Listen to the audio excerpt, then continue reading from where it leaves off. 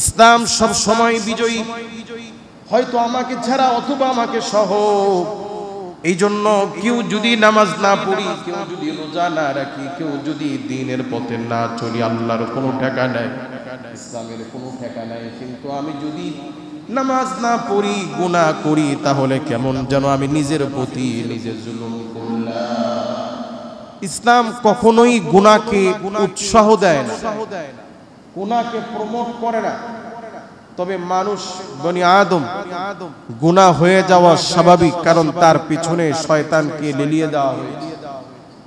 এই জাতির দ্বারা গুনাহ হওয়া, এই জাতির দ্বারা পদস্খলন হওয়া, ভুল হওয়া স্বাভাবিক, কারণ আল্লাহ পাক মানুষের ভিতরে নফস দিয়েছে। কি দিয়েছে?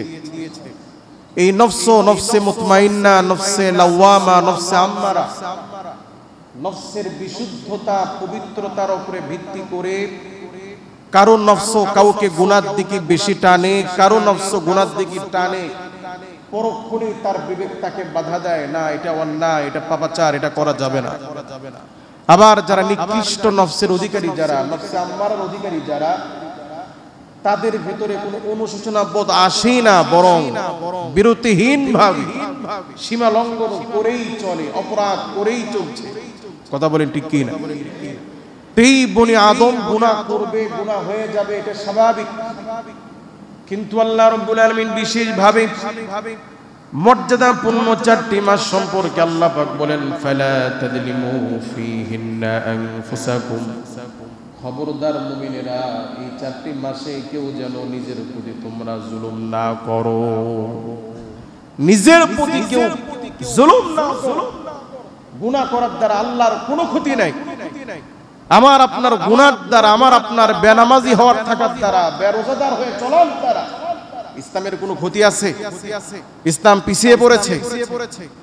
ইসলাম সব সময় বিজয়ী, হয়তো আমাকে ছাড়া অথবা আমাকে সহ।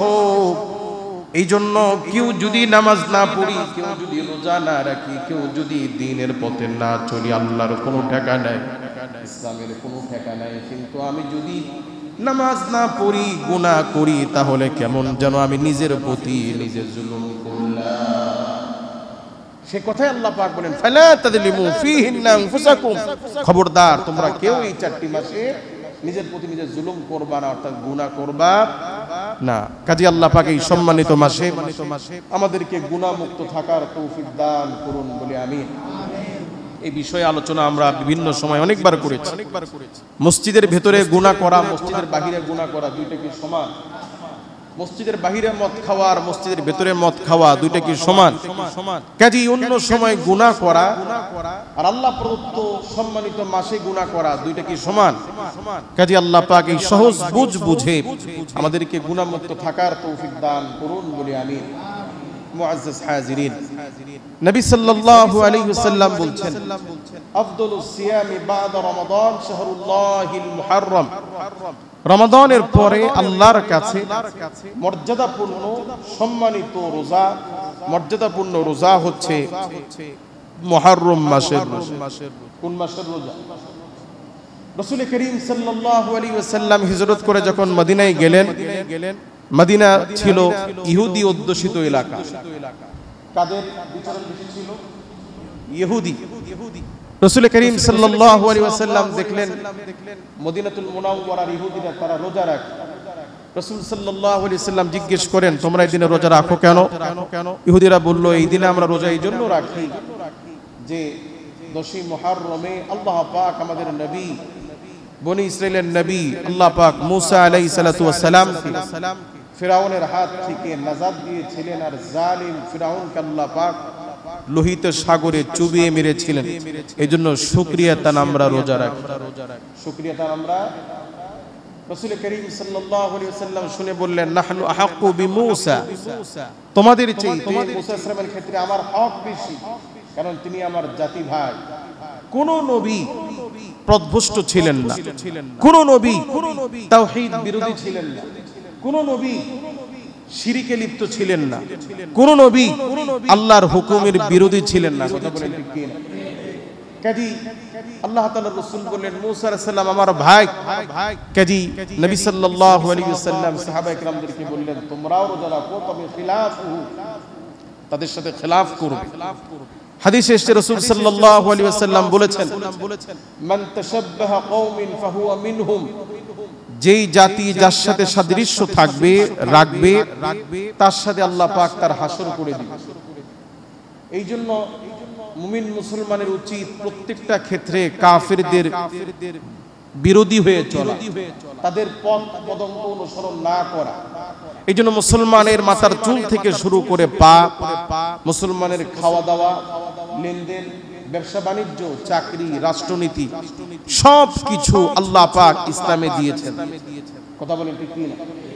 ইসলাম শুধুমাত্র নামাজ, রোজা, হজ, যাকাত আর কুরবানি সংশ্লিষ্ট এই মৌলিক ইবাদত, শুধু মৌলিক ইবাদত দিয়েই আল্লাহ পাক মানুষকে ছেড়ে দেন নাই, বরং মানুষকে আল্লাহ পাক তার জন্ম থেকে মৃত্যু যা যা দরকার আল্লাহ পাক ইসলাম নামক জীবন বিধানে আল্লাহ পাক তার সব কিছুই দিয়ে দিয়েছেন। কথা বলে ঠিক কি না? কাজেই মানুষের মুসলমানের চাল চলন, মুসলমানের চুল, মুসলমানের পোশাক, মুসলমানের লেনদেন, মুসলমানের বিয়ে শাদী, মুসলমানদের অনুষ্ঠান, এই কোনটি যেন ইহুদি খ্রিস্টানদের সাথে সাদৃশ্য না হয়। এই জন্য রাসূল বলছেন খিলাফহু, তাদের সাথে খিলাফ করবে, তাদের সাথে আলাদা করবে। দুঃখজনক হলেও সত্য, আজ আমাদের মাথার চুল কাটার ডিজাইন আমরা অনুসরণ করি বিভিন্ন নর্তকীদেরকে, খেলোয়াড়দেরকে আমরা অনুসরণ করি, চলচ্চিত্রের দুশ্চরিত্র মানুষদেরকে আমাদের যুবকরা অনুসরণ করে, দুনিয়ার সবচেয়ে নিকৃষ্ট জালিম এই নায়ক, গায়ক আর বিভিন্ন অমুসলিম ব্যক্তিদেরকে অনুসরণ করে। কথা বলেন ঠিক কি? মুসলমান রোজা একটি ইবাদত, সেই ইবাদতটাও যেন ইহুদিদের সাথে মিশে না যায়। এই জন্য রাসূল সাল্লাল্লাহু আলাইহি ওয়াসাল্লাম বলছেন ইহুদিরা রোজা রাখে একটা, আর তোমরা 10ই মুহররম আশুরাতে রোজা রাখবা 2টা। তো রোজার মতো একটি ইবাদত, সেটিও যেন কাফির মুশরিকদের সাথে মিশে না যায়। এই জন্য রাসূল সাল্লাল্লাহু আলাইহি ওয়াসাল্লাম আমাদেরকে রাখতে বলেছেন কয়টা? রোজা একটি ইবাদত, এটাও যেন তাদের সাথে মিশে না যায়, তাদের মতো না হয়ে যায়। এই জন্য আল্লাহর রাসূল খেলাফ করতে বলেছেন। অথচ আজ আমাদের মুসলমানদের সন্তানেরা, মুসলমান যাকাত ফরজ হওয়ার পরও অনেকে দেয় না, কুরবানি ওয়াজিব হওয়ার পরও মুসলমান অনেকে কুরবানি দেয় না, মুসলমান হজ ফরজ হওয়ার পরও অনেকে হজ করে না, চলতে কষ্ট হয়, চলতে আল্লাহ পাক যাকে সামর্থ্য দিয়েছেন, সামর্থ্য থাকার পরও কুরবানি করে না, যাকাত দেয় না, ঠিকমতো সাদাকাতুল ফিতর আদায় করে না। কারা আদায় করে না? যারা সামর্থ্যবান। বলেন যারা কি? সামর্থ্যবান হওয়ার পরেও মুসলমান হজ করতে চায় না, যাকাত দিতে চায় না, কুরবানি করতে চায় না। পক্ষান্তরে কিছু ব্যক্তি সামর্থ্য নাই, চলতে কষ্ট হয়, এরপরও কিছু খাক বা না খাক তাকে তার ছেলের জন্মদিন পালন করতেই হবে, তারে ফুটানি করে একটা অনুষ্ঠানের ব্যবস্থা করতেই হবে। যে ব্যক্তির সামর্থ্য নাই সেও চেষ্টা করে এখন তার ছেলের জন্মদিন পালন করতে। কেন? হুজুর পোলাপান কথা শোনে না। আপনার কপালে দুর্গতি। কথা বলে ঠিক কি না? এজন্য আল্লাহ রাব্বুল আলামিন বলেন ইয়া আইয়ুহাল্লাযীনা আমানু লা তুলহিকুম আমওয়ালুকুম ওয়ালা আওলাদুকুম আন যিকরিল্লাহ। আল্লাহু আকবার। আল্লাহ রাব্বুল আলামিন মুমিনদেরকে সতর্ক করে বলেন, ও দুনিয়ার ঈমানদারগণেরা, লা তুলহিকুম আমওয়ালুকুম ওয়ালা আওলাদুকুম, তোমরা দুইটা জিনিস থেকে সাবধান থাকবা, তোমাদের সম্পদ আর তোমাদের সন্তান যেন তোমাদেরকে যেন আল্লাহ থেকে দূরে না নিয়ে যায়। ওয়া মান ইয়াফআল যালিকা ফাউলাইকা হুমুল খাসিরুন, যদি তোমরা তোমাদের সন্তান আর সম্পদের কাছে যদি হেরে যাও, তারা যদি তোমাদেরকে আল্লাহ থেকে যদি দূরে সরায় নিয়ে যায়, মনে রাখিও ওয়া মান ইয়াফআল যালিকা ফাউলাইকা হুমুল খাসিরুন, তোমরা ক্ষতিগ্রস্ত হয়ে যাবা। কি হয়ে যাবা? তোমরা বিপদগামী হয়ে যাবা, পথভ্রষ্ট হয়ে যাবা, ক্ষতিগ্রস্ত হয়ে যাবা। ছেলেকে মহব্বত করেন, গাড়ি বাড়ি কিনে দেন, কোনো অসুবিধা নাই।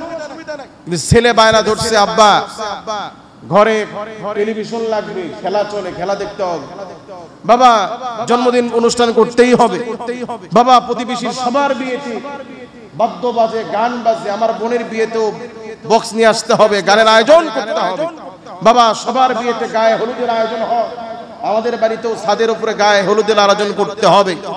ছেলের এই কথাগুলো কি মানা যাবে? মানা যাবে? যদি বলেন হুজুর আমার ছেলে কথা শোনে না, আমি প্রতিবাদ করলে ঘরে থাকতে পারবো না, তাহলে আপনার সামনের দিনগুলো হবে অত্যন্ত ভয়াবহ। এখনই ছোট বাচ্চা আপনার কথা শোনে না, তো তার ভবিষ্যৎ তো পড়ে আছে। কথা বলেন ঠিক কি না? কাজী যেই বাপ, যেই পরিবারের চিফ অফ কমান্ড, পরিবারের মুরব্বী, দিনের ব্যাপারে যত বেশি কঠোর হবে, ছেলেরা করুক চাই না করুক, ঘরে থাকুক চাই না থাকুক, পরিবারের লোকজন সম্পর্ক রাখুক বা না রাখুক, আমার ঘরে দিন বিরোধী, কোরআন বিরোধী কোনো কিছু করা হবে না, করতে দেওয়া হবে না। তাতে আমার ভাই সম্পর্ক রাখুক চাই না রাখুক, তাতে আমার স্ত্রী থাকুক চাই না থাকুক, তাতে আমার সন্তান থাকুক চাই না থাকুক, কিচ্ছু আসে না। যে ব্যক্তি আল্লাহর জন্য এইভাবে যত শক্ত হবে, আল্লাহ পাক দুনিয়া এবং আখিরাতে তার মর্যাদা, তার সম্মান আল্লাহ পাক তত বেশি বাড়িয়ে দিবে। যার উজ্জ্বল দৃষ্টান্ত এই কুরবানির আলোচনা চলে গেল। ইব্রাহিম আলাইহিস সালাতু ওয়াস সালাম, যিনি আল্লাহর সন্তুষ্টির জন্য নিজের ছেলের গলায় ছুরি চালিয়েছেন, তো আমাদের আব্বা যদি আল্লাহর খুশির জন্য নিজের ছেলের গলায় ছুরি চালাইতে পারে, আমরা কি আল্লাহর খুশির জন্য ছেলের দিন বিরোধী চাওয়া, মেয়ের দিন বিরোধী চাওয়া, এগুলোকে আমরা প্রত্যাখ্যান করতে পারবো না ইনশাআল্লাহ? আল্লাহ আমাদেরকে, আমাদের পরিবারদেরকে ইসলামী পরিবার হিসেবে গড়ে তোলার তৌফিক দান করুন, বলে আমিন। আমার আব্বা, আমরা যে বড় হয়েছি, আমার আব্বা জীবনে কোনোদিন কোনো মেলাতে নেয় নাই, যেতেও দেয় না। কোনোদিন একটা খেলনাও আমার আব্বা আমাকে কিনে দেয়নি। কোনোদিন আমার আব্বা আমাকে একটা ফাড়া পাঞ্জাবিও কিনে দেয়নি, যদিও আমি শখ করে এখন দুই একটা বানাইছি, মাঝে মাঝে কোথাও গেলে পড়ি। ফাড়া পাঞ্জাবি পর্যন্ত আব্বা পড়তে দেয়নি। কোনোদিন আমার আব্বা গ্রামে কারো বাড়িতে অনুষ্ঠান হলে আমার আব্বা খাইতে দেয়নি, যেন হালাল হারাম যেন না খাই। এখন ওই মহল্লায় দীর্ঘ 9 বছর যাবত আছি। আমার আব্বা যখন আসে খানা বন্ধ করে দিই, আমি খানা খাই না। আব্বা জানে যে আমি মহল্লায় খানা খাই না। তো এইভাবে আমাদেরকে গড়ে তুলছে যেন মানুষের হারাম খানা যেন পেটে না যায়। এই জন্য আমরা যদি চেষ্টা করি আমাদের সন্তানদের ক্ষেত্রে যে আমার ছেলে যেন বেনামাজি না হয়। আজকে আমাদের প্রত্যেকের ঘরে বেনামাজি নারী পুরুষের অভাব নেই। কথা বলেন, আর পর্দা তো নাই। কথা বলেন ঠিক কি না? কাজী মুহতারাম হাজিরিন, আমরা যে যত বেশি আল্লাহর জন্য নিজের পরিবারে একটু কঠোর হব। এই আমাদের পার্শ্ববর্তী মহল্লায় আমাদের ধর্মের বাহিরে কিছু ভাইয়ের বসবাস আছে, তারা তাদের ধর্মীয় নিয়ম মেনে এখানে পূজা করবে, এখানে বিভিন্ন রকম ইসলামিক কাজ করবে। পূজার সময় তাদের এখানে মেলা হবে। কিন্তু মুসলমান হিসেবে আমার ছেলে কি করে ভিন্ন ধর্মাবলম্বী, যেখানে আল্লাহকে ব্যঙ্গ করে, যারা আল্লাহর জায়গায় মানুষের তৈরি জড় বস্তুকে স্থান দিয়ে শিরকের কাজে লিপ্ত, সেখানে মুসলমান সেখানে আড্ডা দিচ্ছে, মুসলমান পূজাতে গিয়ে পূজার খাবার খাচ্ছে, পূজাতে গিয়ে মুসলমান বক্তব্য দিচ্ছে, পূজার শুরুতে বক্তব্য দিতে গিয়ে মুসলমান সালাম দিচ্ছে। মুসলমান, তোমার লজ্জায় মরে যাও। কাজেই বলছিলাম যে আমাদের চালচলন, আমাদের তাহজিব, তামাদ্দুন, কৃষ্টি, কালচার, লেনদেন, কোনো কিছুর ক্ষেত্রেই যেন ইহুদিরা, নাসারারা যেন আমাদের অনুসরণীয় ব্যক্তি না হয়, আমরা যেন তাদেরকে অনুসরণ না করি। এই জন্য ফুকাহায়ে কেরামের মাসালা হচ্ছে, বর্তমান সময় আমাদের দেশে অনেকে দেখা যায় চেয়ারে বসে আমরা নামাজ পড়ি। এক্ষেত্রে ওলামায়ে কেরামের, মুফতিয়ায়ে কেরামের মাসালা হচ্ছে এটা মাকরুহে তাহরিমি, হারামের নিকটবর্তী। কিসের নিকটবর্তী? কেন? ইহুদি খ্রিস্টানরা তারা তাদের গির্জায়, তারা তাদের পেগোডায়, তারা তাদের ধর্মীয় উপাসনালয়ে চেয়ারে বসে ইবাদত করে, যেটা তাদের সাথে সাদৃশ্য হয়ে যায়। এই জন্য উলামায়ে কেরামের ফতোয়া হচ্ছে মুসলমান কেউ যদি মজবুরান হয়, অসুস্থ হয়, দাঁড়িয়ে না পারলে বসে পড়বে। বসে কিভাবে পড়বে? বসে নামাজের শুরুতে যদি বসতে পারে বসবে, না হলে যেভাবে তার সুবিধা হয় সেভাবে বসবে, কিন্তু চেয়ারে না। কিন্তু কি না? আল্লাহ পাক আমাদেরকে মানার তৌফিক দান করুন। কাজেই বলছিলাম যে মুহররমের 10 তারিখ আশুরার দিন বনি ইসরাইল সম্প্রদায় অর্থাৎ ইহুদি সম্প্রদায় রোজা রাখে।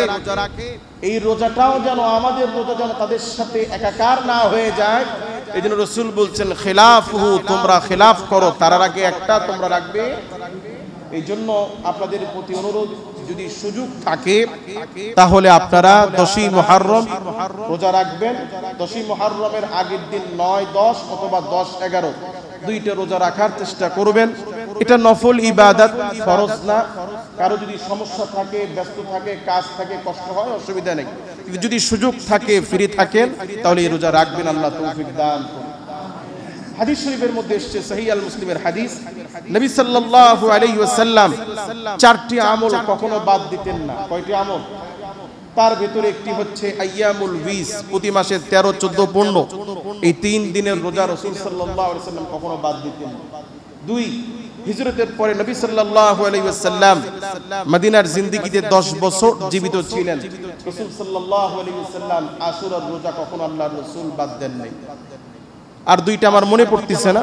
তো কাজী একটা রাসূল সাল্লাল্লাহু আলাইহি ওয়াসাল্লামের একটা প্রতিষ্ঠিত আমল, আল্লাহর রাসূল হিজরত করার পরে সাহাবায়ে কেরামদেরকে রোজা রাখতে বলেছেন এবং রাসূলও নিজে ইন্তিকালের আগ পর্যন্ত এই আশুরার রোজা রেখেছেন। আমাদের যাদের সুযোগ থাকে আমরা এই রোজা রাখার চেষ্টা করব। আল্লাহ পাক আমাদেরকে তৌফিক দান করুন বলি আমিন। ইনশাআল্লাহ আজিজ, 10ই মুহররম আশুরার দিন, এই দিনে আল্লাহ পাক পৃথিবীতে, যদিও আশুরার যে ফজিলত হাদিসে যেটি পাওয়া যায় সেটি হচ্ছে মুসা আলাইহিস সালাতু ওয়াস সালাম এই দিনে ফিরাউনের হাত থেকে মুক্তি পেয়েছিলেন। এই জন্য ইহুদিরা রোজা রাখে, আর আল্লাহর রাসূল আমাদেরকে রোজা রাখতে বলেছেন।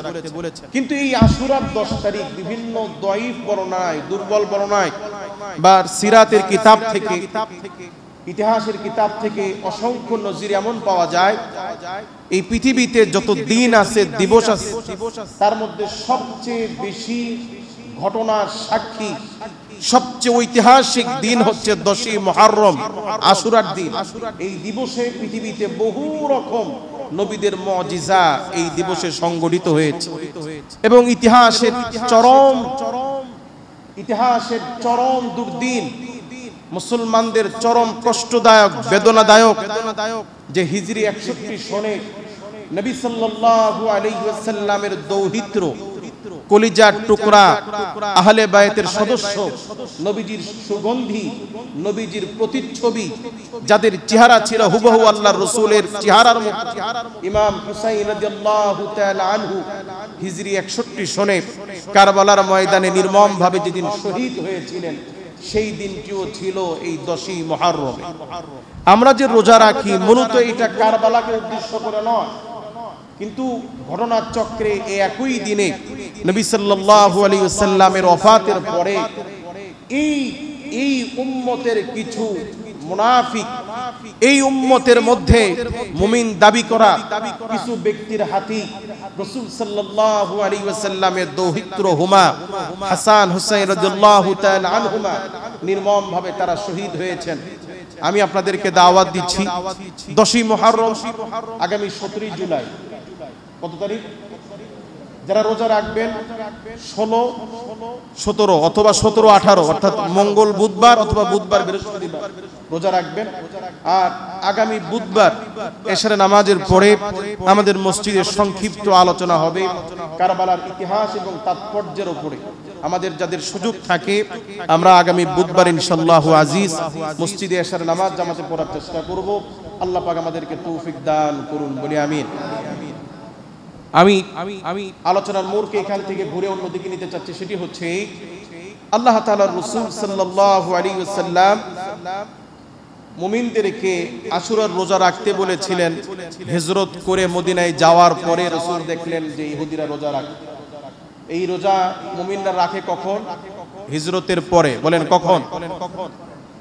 নবী সাল্লাল্লাহু আলাইহি ওয়াসাল্লামের এই হিজরতটা এই যে আজকে আমরা আরবি হিজরি নববর্ষের প্রথম জুমার নামাজ আদায় করছি, হিজরি নববর্ষের প্রথম মাস মুহররম শুরু হয়েছে। ওমর রাদিয়াল্লাহু তাআলা আনহুর জামানায় বিভিন্ন দূরবর্তী মুমিন মুসলমান দায়িত্বশীল যারা গভর্নর ছিলেন তাদের কাছে খলিফাতুল মুসলিমিন যখন চিঠি পাঠাইতেন, তো এই চিঠি সুনির্দিষ্ট তারিখ না থাকায়, কি না থাকায়, তারিখ না থাকায় গভর্নররা বিভ্রান্ত হতো যে চিঠি কোনটা আগের কোনটা পরের, বা এই চিঠি খলিফাতুল মুসলিমিন কতদিন আগে লিখেছেন। তো ওই সময় তারিখ দেওয়া হতো না। কি দেওয়া হতো না? তারিখ কেন দেওয়া হতো না? ওমর রাদিয়াল্লাহু তাআলা আনহুর আগে হিজরি নববর্ষ, হিজরি সাল বলতে কোনো সাল ছিল না, আরবি বছর গণনা হিসেবে কোনো গণনা, কোনো সাল তারিখ ছিল না। কিন্তু বলেন তো কোন সাল ছিল? বলেন কোন সাল ছিল? ইংরেজি সাল ছিল কিনা? আমরা যে ইংরেজি সাল গণনা করি 2024 চলছে, এই তারিখটা কিসের তারিখ? ইংরেজি তারিখ। এই শুরুটা কিসে? শুরুটা হচ্ছে এই সনকে বলা হয় ঈসাই সন, অর্থাৎ খ্রিস্টানদের নবী, নাসারাদের নবী ঈসা আলাইহিস সালাতু ওয়াস সালামের জন্ম আজ থেকে 2024 বছর আগে, 2024 বছর আগে ঈসা আলাইহিস সালামের জন্ম পৃথিবীতে হয়েছিল। তার জন্ম সনকে গণনা করে খ্রিস্টানরা গণনা শুরু করে। আজকে সেই ঈসা সালামের জন্মের বয়স হচ্ছে এখন 2024 বছর। বলেন কত বছর? রাসূল সাল্লাল্লাহু আলাইহি ওয়াসাল্লাম যখন পৃথিবীতে আগমন করেন তখন মুহাম্মদ সাল্লাল্লাহু আলাইহি ওয়াসাল্লাম যে বছর জন্মগ্রহণ করেন সেই বছর ইংরেজি সালের বছর ছিল 570 খ্রিস্টাব্দ। কত বছর? অর্থাৎ মুহাম্মদ সাল্লাল্লাহু আলাইহি ওয়াসাল্লাম পৃথিবীতে জন্ম নেওয়ার তার 570 বছর আগে পৃথিবীতে জন্ম নিয়েছিলেন কোন নবী? ঈসা আলাইহিস সালাম। ঠিক কি না? আচ্ছা, তাহলে আল্লাহর রাসূল যখন পৃথিবীতে আগমন করেছেন তখন যে সাল ছিল, যে বছর ছিল, সেটি কোন সাল? ইংরেজি সাল। বলেন কি সাল? এই ইংরেজি সাল যেহেতু খ্রিস্টানদের হাতে তৈরি, এই জন্য এইটা যেন মুসলমানরা বেশি গুরুত্ব না দেয়, এই জন্য ইংরেজি তারিখ খ্রিস্টানদের বলে সাহাবায়ে কেরাম এই তারিখ এটা গণনা করতেন না। এই জন্য হযরত ওমর রাদিয়াল্লাহু তাআলা আনহুর কাছে গভর্নররা চিঠি লিখলো যে খলিফাতুল মুসলিমিন, আপনার পাঠানো চিঠিগুলোতে নির্দিষ্ট তারিখ আর সন বা কোনো গণনা করার কোনো দিন না থাকার কারণে এই চিঠিগুলোর আদেশ নিষেধ নিয়ে আমাদের মধ্যে একটা বিভ্রান্ত সৃষ্টি হয়। বিষয়টি উপলব্ধি করে হযরত ওমর রাদিয়াল্লাহু তাআলা আনহু তিনি একটি নতুন বছর মুসলমানদের জন্য নতুন একটি গণনার একটি হিসাব, সেই হিসেবে তিনি একটি নতুন করে হিজরি সন বা আরবি গণনা করার জন্য তিনি সাহাবায়ে কেরামদেরকে নিয়ে পরামর্শ করে একটি মুসলমানদের জন্য আলাদা স্বতন্ত্র একটি হিসাব শুরু করার জন্য, বছর শুরু করার জন্য তিনি সাহাবায়ে কেরামদেরকে নির্দেশ দিলেন। এখন সমস্যা হলো যে মুসলমানরা যে নতুন একটা সিস্টেম শুরু করবে, আরবি হিজরি সন শুরু করবে, এটা তারিখটা শুরু করবে কোত্থেকে?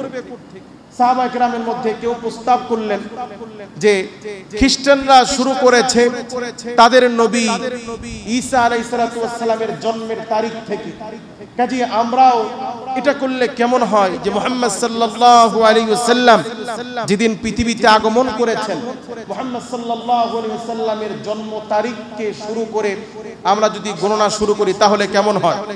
সমস্যা দেখা গেল এইটা, মান তাশাব্বাহা কওমিন ফাহুয়া মিনহুম। খ্রিস্টানদের সাথে অমুসলিমদের সাথে কি রাখা যাবে না? সাদৃশ্য রাখা। তো কাজেই তারা শুরু করেছে তাদের নবীর জন্মকে কেন্দ্র করে, আমরাও যদি মুহাম্মদ সাল্লাল্লাহু আলাইহি ওয়াসাল্লামের জন্মকে কেন্দ্র করে গণনা শুরু করি তাদের সাথে তো মিলে যায়, তাদের সাথে কি হয়ে যায়? কাজেই অনেক চিন্তা করে বিভিন্ন রকম প্রস্তাব আসতে লাগলো। সর্বশেষ সিদ্ধান্ত হলো নবীজি সাল্লাল্লাহু আলাইহি ওয়াসাল্লামের হিজরতটা ছিল গুরুত্বপূর্ণ একটা বিষয়। হিজরতের আগে নবীজির সময়টা ছিল অত্যন্ত কষ্টের, অত্যন্ত বিপদের, কিন্তু আল্লাহ রাব্বুল আলামিন নবীজিকে হিজরত করার নির্দেশ যখন দিয়েছিলেন, হিজরতের পরে ইসলামের চিত্র পুরো পাল্টে গিয়েছিল। কথা বলে ঠিক কি না?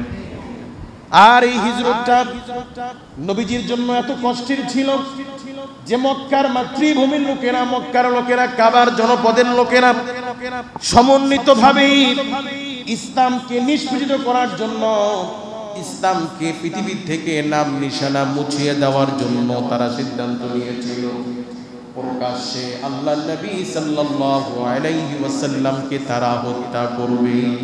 কি করবে? সেই হত্যার উদ্দেশ্যে নবী সাল্লাল্লাহু আলাইহি ওয়াসাল্লামের ঘরের চারপাশে কাফির মুশরিকরা একত্রিত হয়েছিল। আল্লাহ পাক তার রাসূলকে হিজরত করে মদিনায় যাওয়ার নির্দেশ দিলেন। আল্লাহর রাসূল হিজরত করে মদিনায় চলে গেলেন। রাসূলের জিন্দেগি পাল্টে গেল। কি হয়ে গেল? হিজরত করে নবী মদিনায় আসার পরে এখন আর মারপিট নাই, এখন নির্যাতন নাই, বরং আল্লাহর রাসূলকে আল্লাহ পাক এমন একটা জায়গা উপহার দিলেন, মদিনার মানুষ রাসূলের জন্য জমি ছেড়ে দেওয়ার জন্য প্রস্তুত। নবীজির জন্য মদিনার মানুষ রাসূলের জন্য খাবার দিতে প্রস্তুত। নবীজির জন্য মদিনার মানুষগুলো তাদের সন্তানগুলো দিতে প্রস্তুত। সুবহানাল্লাহ বলেন। কাজী হিজরতের এই বিষয়কে কেন্দ্র করে, হিজরতকে স্মরণীয় করে রাখার জন্য এই আরবি নতুন যেই সাল গণনা করা হলো, সেই তারিখ শুরু করা হলো নবী সাল্লাল্লাহু আলাইহি ওয়াসাল্লামের হিজরতের বছর থেকে।